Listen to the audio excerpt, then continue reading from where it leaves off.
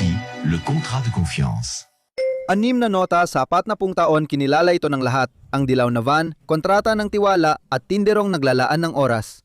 Noong 2015 paborito ng mga Pranses ang Darty para sa mga appliance sa bahay. Nangunguna sa merkado, 3.2 bilyong euro ang kita, isang institusyon. Pero ilang buwan lang ang lumipas, binebenta ang kumpanya. Pinagpira-piraso at nilikida ito ng mga British Investment Fund mula Londres na walang alam sa kahulugan ng dilaw na van para sa mga Pranses. Ang balitang pang-ekonomiya ngayong araw, kinumpirma ngayong umaga ang pagbili ng Darty ng Fnac. Kahapon, ang hari ng mga kagamitang pambahay ay nakatanggap ng 4 na magkasunod na bid mula sa Fnac at Conforama na may ilang minutong pagitan. Sa huli, Conforama ang pansamantalang nagwagi. Paano napilitang ibenta ng paboritong tindahan ng mga Pranses ang sarili sa mga kakumpetensya? Sino ang talagang pumatay kay Darty at bakit walang nakapansin? Kamusta entrepreneur mindset? Sana ay okay kayo dahil marami ang humiling. Pag-uusapan natin ngayon ang kwento ni Darty. Kwento ito ng pamilyang tumakas mula Poland, nag-imbento ng tiwala bilang negosyo, nagtayo ng imperyo mula bangketa sa Montreuil at kung saan ang huling tagapagtatag ay namatay na alam na di na kanya ang kumpanya. Bago tayo magsimula, paalala lang, maaari ninyong mapakinggan ng episode na ito bilang podcast sa lahat ng platforma. Ang link ay nasa description o sa pamamagitan ng QR code na makikita ninyo. Ang kwento ay nagsimula noong 1930 sa Plonsk, Poland, kung saan isang Judiyong mananahi na si Isaac Herz Darty ay tumakas mula sa pag-uusig sa mga Hudyo. Dumating siya sa Paris, tumira sa ika-20 distrito at ipinasunod ang asawa niyang si Golda at ang mga anak nila noong sumunod na taon. Mahirap at refugee sila, pero may konsensya. Para makaraos, kailangan nilang magsikap at makuha ang tiwala ng mga kliyente. Tandaan niyo ito dahil ito ang DNA ng imperyo. Noong okupasyon, inaresto sina Nathan, ang panganay at ang kanyang ina at ipinatapon sa Auschwitz. Hindi na nakabalik ang ina pero nakaligtas si Nathan. Babalik siya sa Paris matapos ang digmaan at kasama sina Marcel at Bernard, magtatayo sila ng bagong bagay na di pa nagawa sa France. Lumipat ang pamilya sa Port de Montreuil at nagbukas ng pagawaan ng pananahi. Noong 1957, ipinagbili ng kapitbahay nilang tindero ng radyo at telebisyon ang kontrata sa upa. Binili ni Marcel Darty ito para palakihin ang tindahan ng tela, pero sinabi ng empleyado ng lungsod ng Paris na ayon sa kontrata sa upa, kailangan nilang ipagpatuloy ang parehong negosyo ng dating umuupa. Gamit sa bahay lang, bawal ang damit. Si Bernard, bunso, ay bagong uwi matapos ang 28 buwang serbisyo militar, kaya siya ang pinagkatiwalaan sa tindahan. Itinapat niya ang mga TV screen sa mga dumadaan para makaakit ng customer. Sa isang linggo, naibenta lahat. Sabi ni Bernard, ito ang mahiwagang kahon. Noon, kasing adik ang mga tao sa TV, gaya ng pagka-adik nila ngayon sa iPhone. Nakita ng pamilya ang oportunidad at iniwan ang pagbebenta ng tela noong 1966. 2 taon matapos maglakbay sa Estados Unidos at makita ang malalaking espesyalistang tindahan, binuksan ng 3 magkakapatid sa Bondy ang unang malaking tindahan sa Pransya para sa kagamitang pambahay. Sukat nito ay 800 metro kwadrado at magbubukas noong Mayo 68. Pinakamalaking tindahan ng kagamitang pambahay sa Pransya. May salaming pader para makita ng tao ang mga teknisyan na nakaputing uniforme habang nagtatrabaho sa loob ng tindahan. Ito pa ang pasukan ng bodega at mga nakaimbak na paninda.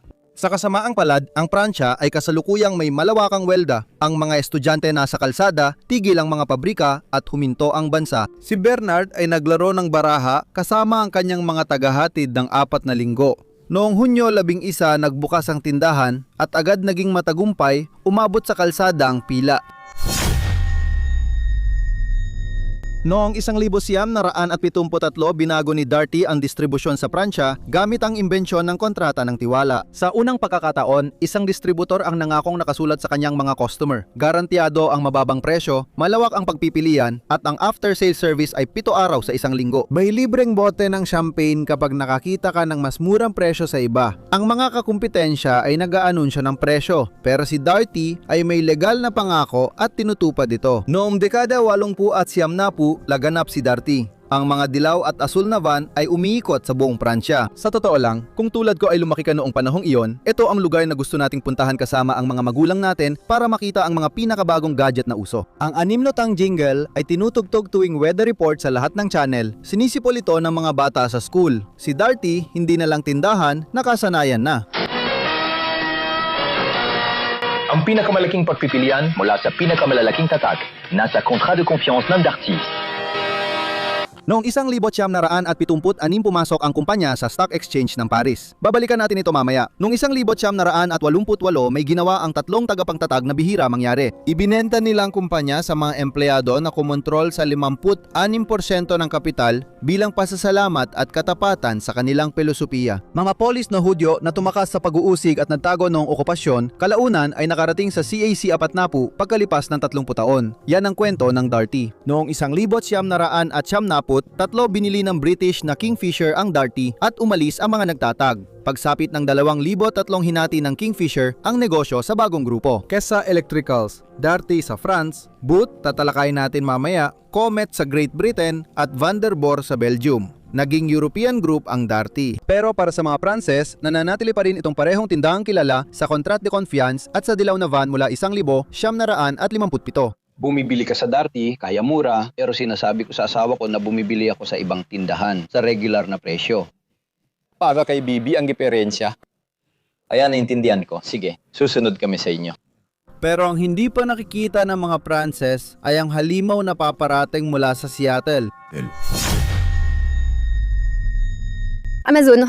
Dumating na ang Amazon, isang higanting Amerikanong nagbebenta ng mga libro online sa Pransya at nagsimula ng operasyon. Noong 2000 binuksan ng Amazon ang operasyon nito sa Pransya. Noong panahong yon, walang nababahala sa industriya. Nagbenta ito ng mga libro online habang ref at telebisyon naman ang tinda ni Darty sa mga tindahan. Magkaibang mundo sila noon. Dahil dito, sa 10 taon unti-unting nakakuha ang Amazon ng bahagi sa merkado. Una sa libro, sunod musika, DVD, electronics at kalaunan mga appliance. Taon-taon, may bagong seksyon, mas mura at mas mabilis ang delivery. Simple pero malakas ang modelo, walang tindahan, tindero o van. Isang higanteng bodega lang, digital na sistema at sobrang pagkahumaling sa presyo at bilis. Para kay Darty, ito ay direktang atake sa 40 taon niyang itinayo. Alam nyo na, ang kontrata ng tiwala ay nakabatay sa 3 haligi: presyo, pagpipilian at serbisyo. Inaalok ng Amazon ang unang 2 pero wala ang pangatlo at sa presyong hindi kayang tapatan ni Darty dahil sa gasto sa upa, technician at delivery van. Hindi mga tindahan kundi tubo ang sinisira ng Amazon. Noong 2014-2015, bumaba ng 1.6% ang benta ng Darty sa mga dati ng tindahan, ngunit nanatiling kumikita ang tatak. Lumalaki pa ang bahagi niya sa merkado dahil sa prangkisa, pero nababawasan ang bumibisita sa mga tindahan dahil mas gusto ng customers maghambing online at madalas ay sa iba umorder. Nahulaan na ni Bernard Darty ang susunod na hakbang ng Amazon bago pa man ito mangyari. Noong 2018, 2 taon matapos ang pagsanib sa Fnac, naglabas siya ng artikulo sa Lesico. Tinawag niyang dambuhalang may galamay ang Amazon.